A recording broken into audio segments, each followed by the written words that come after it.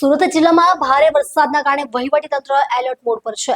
છેલ્લા 24 કલાકમાં જિલ્લામાં સરેરાશ 222 મિલીમીટર વરસાદ નોંધાયો છે, જ્યારે અંબિકા તાલુકામાં સૌથી વધુ 565 મિલીમીટર વરસાદ વરસ્યો છે। ભારે વરસાદ અને પૂર જેવી સ્થિતિને ધ્યાનમાં રાખીને અસરગ્રસ્ત ગ્રામ્ય વિસ્તારોમાંથી 4000થી વધુ નાગરિકોનું સુરક્ષિત સ્થળાંતર કરવામાં આવ્યું છે। માંડવી અને ઓલપાડ ખાતે એસડીઆરએફની ટીમો તૈનાત કરવામાં આવી છે। કીમ નદીમાં વધતા જળસ્તરને કારણે ઓલપાડ અને માંગરોળના નીચાણવાળા વિસ્તારોમાં પાણી ભરાતા લોકોને સલામત સ્થળે ખસેડવાની કામગીરી ચાલુ છે।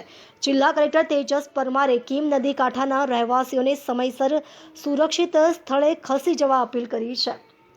તંત્રએ નાગરિકોને સાવચેત રહેવા, બિનજરૂરી બહાર ન નીકળવા અને સ્થાનિક તંત્રની સૂચનાઓનું પાલન કરવા માટે અનુરોધ કર્યો છે।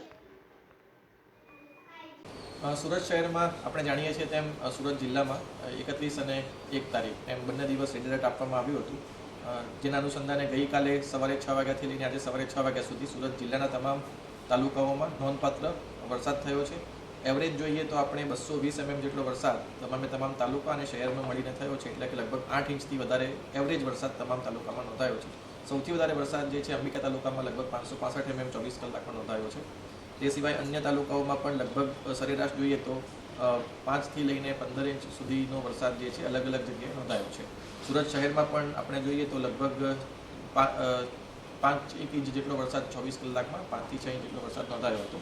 સવારે 6 વાગ્યાથી 10 વાગ્યાની સ્થિતિ જોઈએ તો સરેરાશ બહુ ઓછો વરસાદ આજે નોંધાયો છે, પરંતુ ફરીથી 10 વાગ્યા પછી અત્યારે અવકાશનું એક એલર્ટ આપવામાં આવ્યું છે અને આજે પણ આઇસોલેટેડ પ્લેસીસ ઉપર heavy two very heavy rainfall થવાની સંભાવના સુરત જિલ્લાના અલગ અલગ ભાગોમાં થઈ છે।